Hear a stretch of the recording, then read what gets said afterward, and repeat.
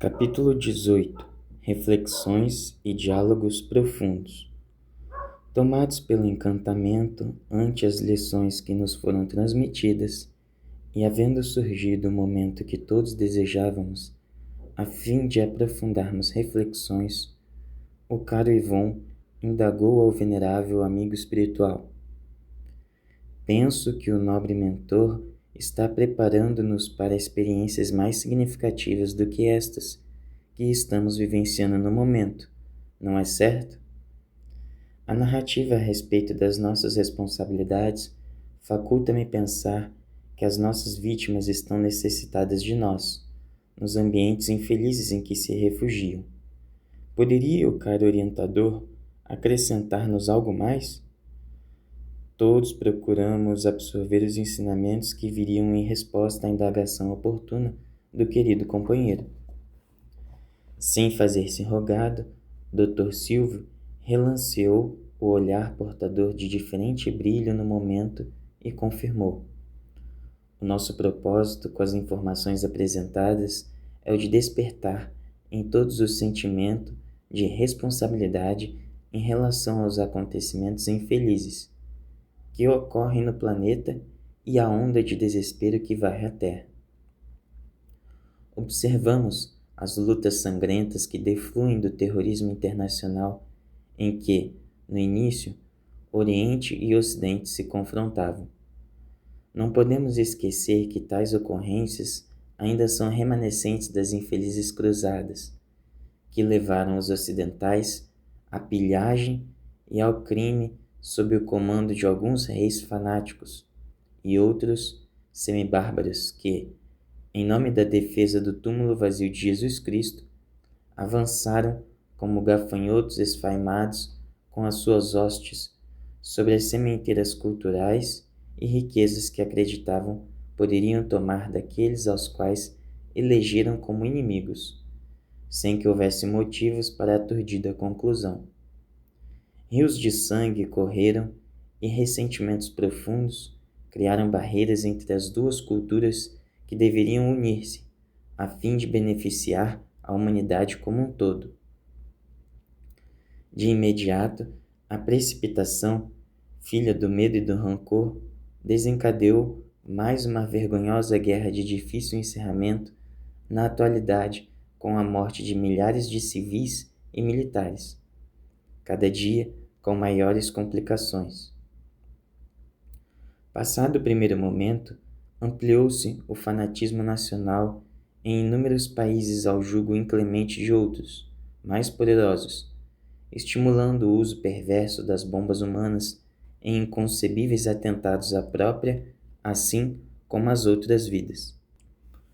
As tropas espirituais inferiores, que no momento semeiam a hediondez no planeta, têm algumas das suas lideranças nas vítimas da Inquisição inditosa, sob o comando de antigos rabinos judeus e ulemás mouros, que estorcegaram até a morte inclemente nas sessões de tortura, nos cárceres infectos ou foram queimados vivos após sofrerem todo tipo de martírios. Inditosos até hoje, desde os recuados dias de 1478 em Espanha e de 1536 em Portugal, quando tiveram início as perseguições em decorrência da bula papal firmada por Sisto IV, no dia 1º de novembro de 1478, por solicitação dos reis católicos, que desejavam coibir, conforme o conseguiram, as práticas ditas mosaicas em forma de ritos e cerimônias, entre os denominados cristãos novos de Castela e Aragão, considerando que as mesmas se propagavam em razão da tolerância de bispos e outras autoridades eclesiásticas permissivas. Através das bulas e dos editos inquisitoriais, a perversidade e os interesses mesquinhos espalharam o terror na Península Ibérica, qual ocorria também em diversos outros países. A ignorância, filha do despudor, levava aos tribunais todos aqueles que caíssem na desgraça de uma denúncia feita por interessados no espólio das vítimas, em concordância com os prelados e bispos nomeados para esse fim, em ambos os reinos de Castela e de Aragão pelos seus reis, gerando o infortúnio que se arrasta até estes dias de sombra e de recuperação. A hedionda organização sobreviveria terrível até extinguir-se em Espanha no ano de 1834, embora ainda funcionasse até bem mais tarde, e em Portugal até 1821. Não esqueçamos o auto de fé de Barcelona em relação aos livros espíritas, no dia 9 de outubro de 1861, na esplanada do castelo daquela cidade catalã. O amor de Jesus convoca-nos, desde há muito, para que executemos um programa de reabilitação dos nossos gravames, buscando aqueles aos quais ofendemos, torturamos e levamos ao infortúnio. Como estamos vivendo o período das definições espirituais no globo terrestre, já não podemos adiar a oportunidade da busca e do reencontro conscientes com os nossos irmãos em desdita, que permanecem nos labirintos do ódio. E como poderíamos realizar essa propagação? Voltou o amigo a interrogar. Sem apresentar qualquer enfado, o generoso amigo elucidou. Empenhados, conforme nos encontramos, ao lado de milhares outros grupos de espíritos que trabalham pela implantação dos novos tempos, especialmente na atividade preparatória da reencarnação dos luminares do passado, assim como dos nossos irmãos convidados de Alcione, acompanhamos o cerco negativo daqueles amigos referidos, tentando impedir a execução do programa em marcha. De igual maneira, estarão reencarnando-se elevados espíritos da filosofia e da arte, da religião e da política do passado, considerados pais dessas doutrinas, a fim de poderem reformular, atualizar e conduzir às origens do ideal, dos quais os seus postulados foram afastados, facilitando a transição da sociedade em outros segmentos de que se constitui.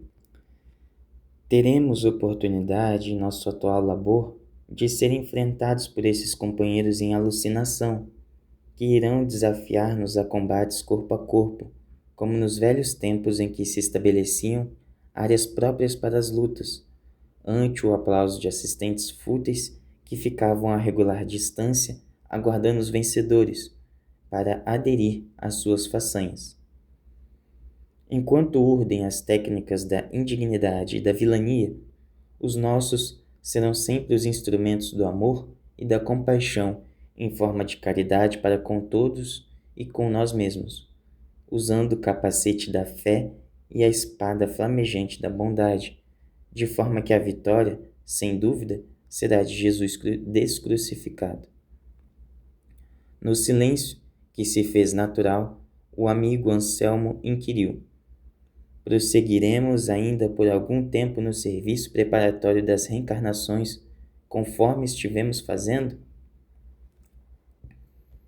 Sim, sem qualquer dúvida, porquanto os nossos tentames podem ser considerados ensaios para os acontecimentos massivos que já se encontram preparados, dependendo exclusivamente das condições psíquicas do planeta e das responsabilidades assumidas conscientemente pelos pais que receberão os nobres imigrantes, ao mesmo tempo que também acolherão os missionários do passado, agora de retorno. Estamos no limiar do glorioso momento anunciado pelo Senhor desde quando esteve conosco e confirmado pelos seus mensageiros de todos os tempos, que aguardam essa hora para a construção definitiva do reino de Deus em todos os corações. Somos os trabalhadores humildes que preparam o solo para as grandes avenidas do progresso, ficando esquecidos, a fim de que o conforto e a felicidade deslizem em triunfo pelas vias formosas que nossas mãos calejadas trabalharam, quando o terreno era rebelde e difícil. Silenciando por um pouco, o amigo benfeitor levantou a cabeça na direção do zimbório coruscante e referiu-se aos fascículos de luz que desciam com relativa velocidade na direção da urbe, iluminando mais a noite deliciosa. Eles estão chegando, recepcionados por incontáveis trabalhadores da seara do Mestre, localizando-os nos lares em que deverão renascer. Houve um mais prolongado silêncio e não era necessário acrescentar mais nada. De imediato, porque a madrugada se desenhava após a noite plena, Dr. Silvio convidou-nos a visitar um bairro periférico naquela mesma cidade, onde o sofrimento mais se expressava em forma de miséria socioeconômica. Caminhamos entre os casebres miseráveis com os esgotos a céu aberto. Os animais domésticos rompiam sacos plásticos de lixo em busca de alimento, atraindo vorazes ratazanas que também, vez que outra, atacavam as crianças adormecidas no solo em tábuas desnudas e infectas. Adentramo-nos em um desses lúgubres redutos e notei que, de uma humílima construção, exteriorava-se uma suave claridade. Percebendo minha muda indagação pelo motivo daquela diferença, o benfeitor acercou-se-me e socorreu-me, esclarecendo. É a residência de Hermenegildo e Rosalinda, um jovem casal de nossa esfera que renasceu em condição de penúria econômica, a fim de ressarcir antigos comportamentos extravagantes e que se comprometeram a cooperar com a reencarnação de um dos visitantes de Alcione. Adeptos do espiritismo permanecem fiéis aos compromissos abraçados antes do túmulo, havendo-se consorciado, faz poucos meses, após o reencontro feliz na casa espírita, em bairro próximo, onde experimentam conforto e servem com abnegação. Tocados pelos ensinamentos de Jesus, possuem o hábito salutar de ler o Evangelho segundo o Espiritismo, de Allan Kardec, todas as noites antes do repouso, o que se transformou numa forma delicada de estudo espiritual no lar, atraindo expressivo número de amigos desencarnados que cooperam na região, transformando o reduto doméstico em santuário de repouso e de renovação. Entremos. A sala era muito modesta e o espaço mínimo, onde se encontrava uma pequena mesa com 2 cadeiras, fogão e pia para a higiene da louça e panelas. Tudo muito singelo, um quarto também exíguo e banheiro num espaço de menos de 30 metros quadrados. A movimentação espiritual era grande, porque a dimensão parafísica diferenciava bastante da material, comportando significativo número de visitantes, entre os quais nos encontrávamos.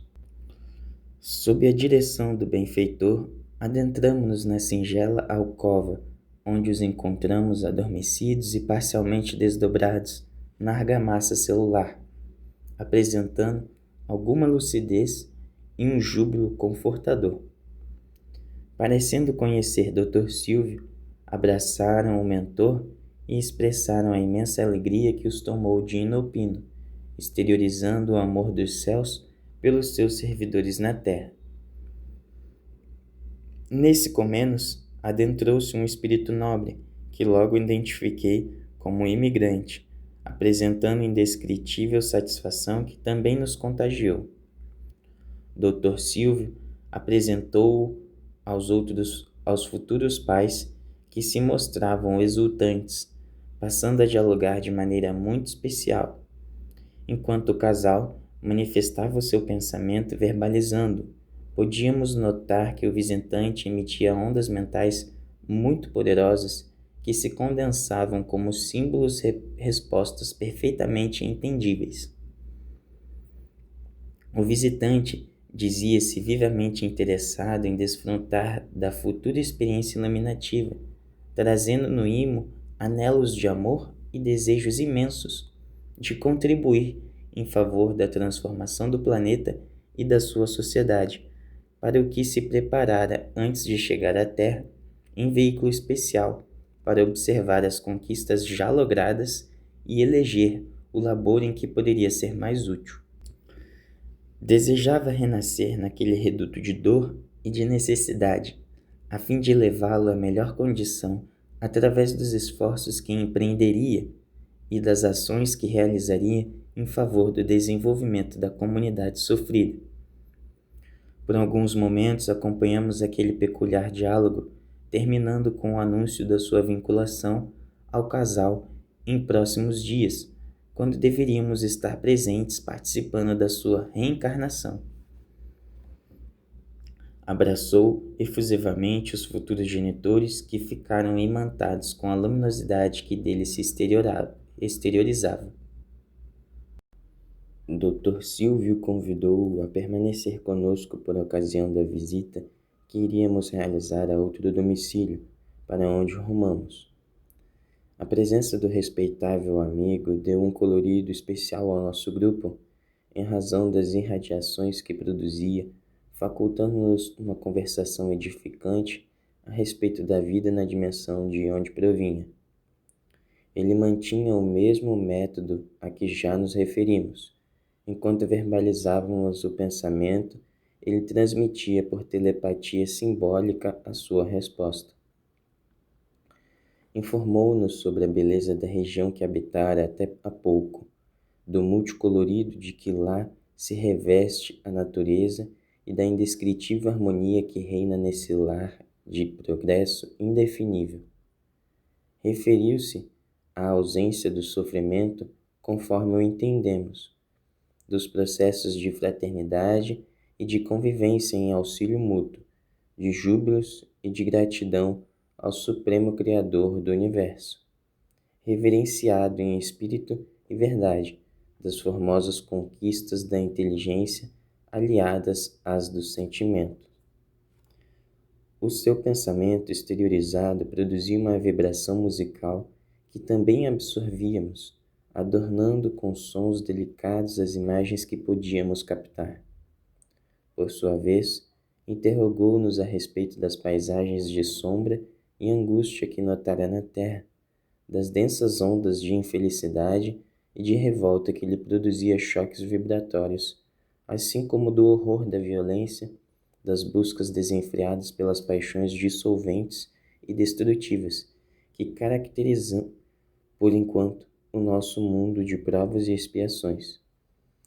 Sem nenhuma expressão de censura, analisou o primarismo ainda existente em nosso planeta, onde os horrores da guerra ceifam milhões de vidas com periodicidade, assim como a ocorrência das contínuas vagas de terrorismo de toda a espécie dos fenômenos sísmicos que abalam a estrutura geológica da Terra, dos sofrimentos superlativos. Havia uma dorida expressão na sua face ao analisar o novo mundo onde iria trabalhar, em tentativa de auxiliá-lo a melhorar-se, tornando-se mais tristonha ao referir-se à criminalidade, aos terríveis abortos provocados, às aplicações da eutanásia no volume de suicídios e ainda à pena de morte legalizada. Por fim, referiu-se aos tsunamis de natureza moral, de alguma forma responsáveis por aqueloutros decorrentes da adaptação das placas tectônicas em contínua movimentação. À medida que o Dr. Silvio o informava e ambos comentavam as ocorrências ora vigentes em nosso amado orbe, mais lhe assinalava a face a expressão de ternura e de compaixão, exprimindo o sentimento de solidariedade pelos sofredores do mundo, que anelam pela libertação dos atrativos nefastos e dos grilhões que os prendem ao primarismo ainda em predominância em nossa cultura social e moral, nestes dias em vagarosa alteração para melhor. Evitando que o momento se transformasse em melancolia e aflição, habilmente o mentor pôs-se a narrar as expectativas do trabalho em pauta, assim como a felicidade de poder se ajudar, de construir-se o bem onde se encontram os escombros remanescentes do mal. De imediato, todos nos refizemos e o doce encantamento decorrente da presença do convidado voltou a entusiasmar-nos. Nesse interim, alcançamos um apartamento no centro da cidade de um edifício de classe média e adentramos. Podia-se respirar a psicosfera de paz sem a presença de espíritos vulgares e perturbadores, sendo recebidos à porta pelos residentes risonhos em parcial desdobramento pelo sono fisiológico, que nos pareciam esperar, embora não tivesse ideia de que iríamos ali. Dr. Silvio, sempre muito cortês e ético, apresentou-nos o casal portador de grande simpatia, Alonso e Eunice, que estavam expectantes a respeito da possibilidade de serem aquinhoados com a bênção da progenitura. Dificuldades iniciais que inibiam o cavalheiro haviam se tornado motivo de sofrimento, que foi ultrapassado mediante uma cirurgia de pequeno porte a que se houvera se submetido com excelentes resultados fazia pouco tempo. Naquela noite, após a comunhão sexual que se facultaram, aguardavam que a misericórdia divina os felicitasse com a futura chegada de um filhinho para aconchegar-se aos seus cuidados. Enquanto conversávamos jovialmente, adentraram-se dois amigos de outro grupo dedicado à reencarnação, trazendo o espírito que iria envergar a indumentária carnal a partir daquele momento. Todos adentramo-nos na alcova e nos detivemos ante os seus corpos adormecidos, envoltos pela ternura de um abraço de gratidão e de júbilo. Dr. Silvio aproximou-se da senhora Eunice, que apresentava o coração iluminado por peregrina luz, enquanto seu organismo ainda mantinha os espermatozoides em movimentação no aparelho genésico. O geneticista sábio explicou-nos que se tratava de uma pasta amorfa em atividade, constituída por centenas de milhões de espermatozoides, 3 milhões dos quais podiam penetrar no útero, com capacidade de sobreviver pelo tempo de até 48 horas. Esclareceu-se-nos que o processo de fecundação dá-se dentro de um período de mais ou menos 10 horas, quando selecionado, ruma em viagem ascensional pelo tubo vaginal, atravessando o colo do útero, a fim de poder penetrar na tromba de Falópio, onde se dará um encontro com o óvulo preparado para recebê-lo. Esse milagre, esclareceu Lúcido, é um dos momentos mais grandiosos da vida, que logo mais se transformará num ser humano, qual ocorre, igualmente, com ligeiras diferenças nos reinos vegetal e animal. Quando se dá a união dos gametas, tecnicamente, estão programadas as heranças dos ancestrais, que sabemos serem estabelecidas graças à lei de causa e efeito através do perispírito. Isto posto, ele acercou-se da senhora e aplicou as mãos com as palmas estendidas para baixo, como se estivesse anulando a organização material, e chamou-nos a atenção para a intimidade do seu aparelho genésico.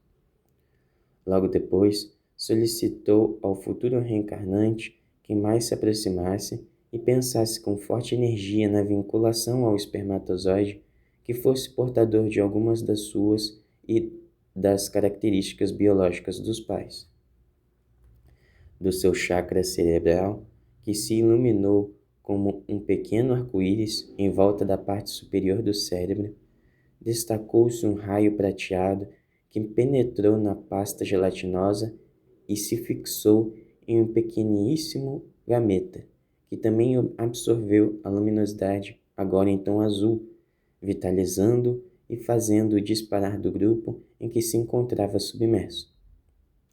Iniciava-se o processo que culminaria no momento da fecundação do óvulo, isto é, quando se unirá aos receptores da proteína na pelúcida, produzindo uma reação enzimática, assim facilitando que a área seja perfurada, penetre o óvulo e o fecunde, o que dura normalmente uns 20 minutos, e do posterior deslocamento do ovo para a implantação na câmara uterina.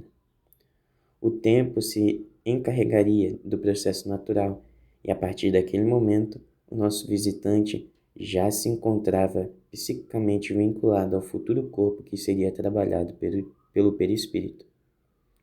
A jornada para o espermatozoide realizar é muito grande e cheia de desafios, elucidou o nosso mentor, porque a distância a vencer é larga e a viagem se realiza mais ou menos com a velocidade de 1 centímetro por minuto, estando a parte superior da trompa de Falópio localizada a uns 30 centímetros.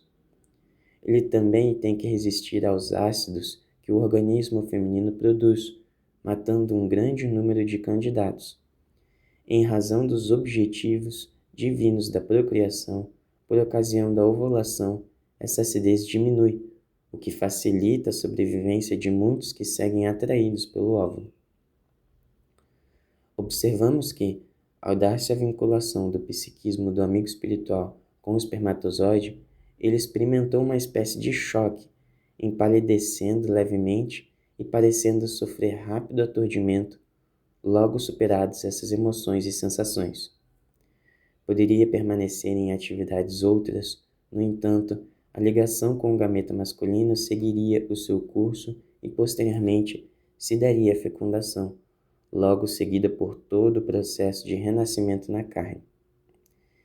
Informados da ocorrência, nos seus detalhes próprios, os futuros pais beijaram as mãos do Dr. Silvio e abraçaram ternamente aquele que seria o filho anelado, levando-nos todos à emoção das lágrimas.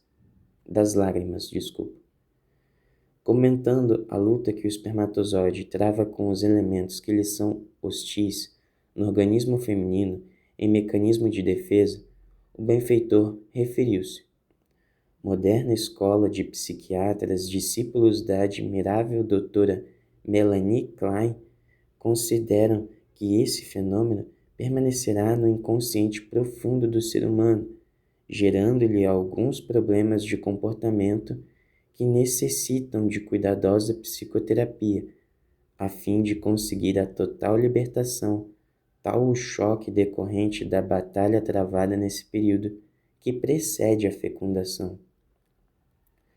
O querido mentor, ante a manhã que surgia risonha na simplicidade da recâmara em que nos encontrávamos, convidou-nos à oração de agradecimento a Deus pela sua inefável misericórdia, levando-nos a um quase estado de êxtase, enquanto traduzia os nossos sentimentos ante a contemplação da vida humana em processo de desenvolvimento físico, seguido no rumo da sua fatalidade biológica. Participando de um evento dessa natureza, não existe quem não se dobre vencido ante a majestade divina geradora da vida na sua multiplicidade de aspectos. Somente o amor possui esse condão mágico de a tudo comandar e abrir portas à sua compreensão. Terminada a tarefa, que se repetiria inúmeras vezes nos dias que se seguiram, dirigimos-nos ao núcleo onde tínhamos a sede das nossas atividades.